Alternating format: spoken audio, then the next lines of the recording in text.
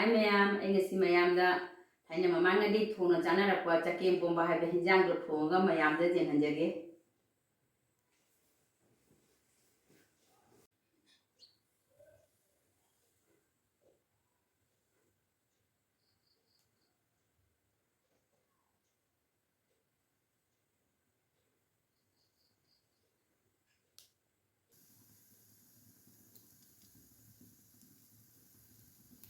Echik thau se sarapne kamoi khitang hapaga tonga se hapna age.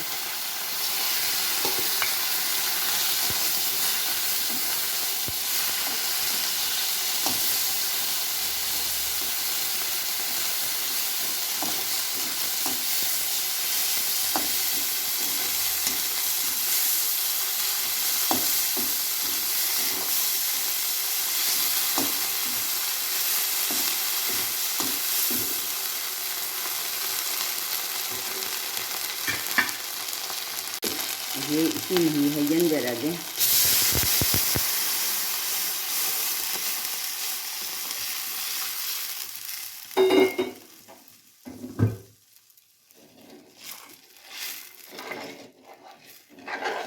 Singa nga atau ba khara segara hapsan jarage. Sing akang ba khajo hapsan jarage.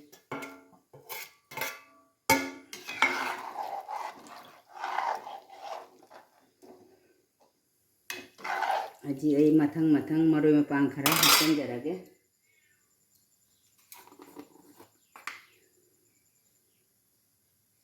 Jangan maku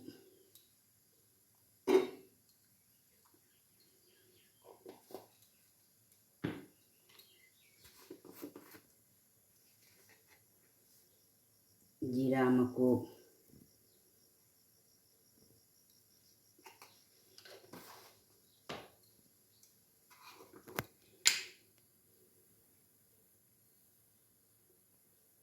fadigom maru maku su chamos ma hapsan lage.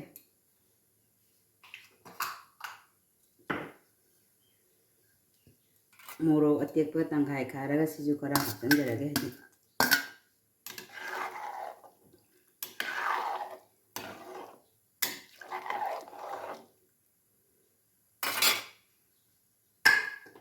Hangam mana suai hapsan jarage kara.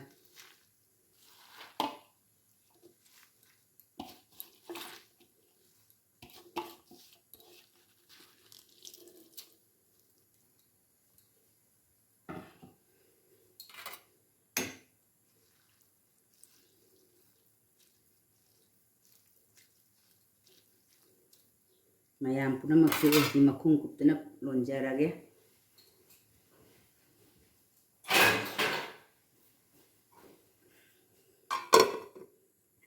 Haji agi mayan je sore changma jare haji ai Chagem se hapsan jarage. Chagem se hapal loiraga ot ona thongba taba natadi maningda adum hamjan gidana chaka kasanga.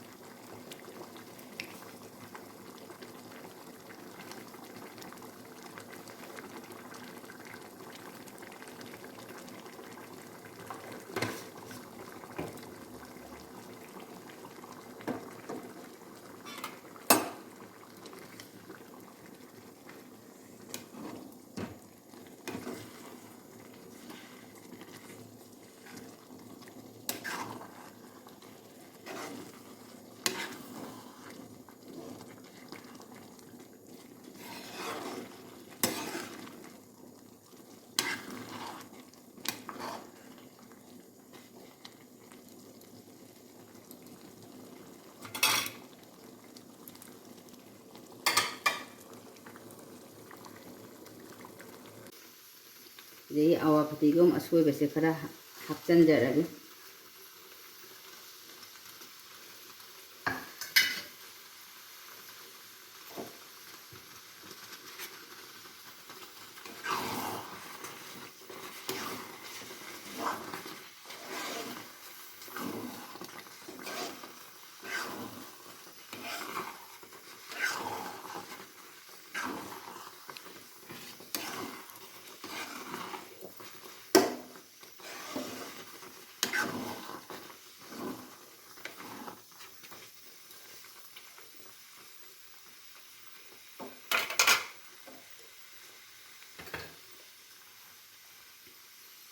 ꯃꯇꯝꯒꯤ ꯃꯔꯣꯏ ꯐꯗꯤꯒꯣꯝ ꯍꯥꯞꯆꯤꯟꯖꯔꯦ ꯈꯔ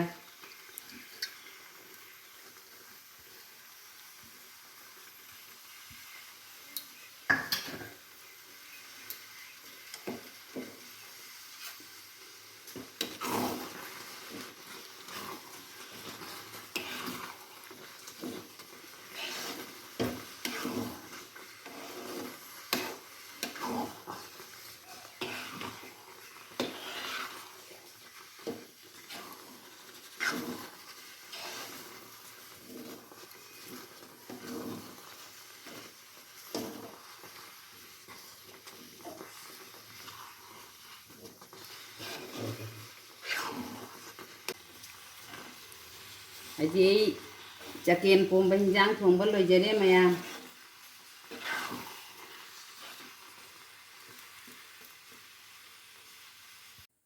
ꯃꯌꯥꯝꯅ ꯍꯧꯖꯤꯛ ꯆꯒꯦꯝ ꯄꯣꯝꯕ ꯍꯤꯟꯖꯥꯡ ꯊꯣꯡꯕ ꯂꯣꯏꯖꯔꯦ ꯃꯌꯥꯝꯁꯨ ꯁꯨꯃꯥꯏꯅ ꯊꯣꯡ ꯆꯥꯕꯤꯌꯨ ꯌꯥꯝꯅ ꯍꯥꯎꯕꯅꯤ ꯑꯩꯒꯤ ꯔꯦꯁꯤꯄꯤꯁꯦ ꯃꯌꯥꯝꯅ ꯂꯥꯏꯛ ꯁꯦꯌꯔ ꯑꯃꯁꯨꯡ ꯁꯕꯁꯀ꯭ꯔꯥꯏꯕ ꯇꯧꯕꯤꯌꯨ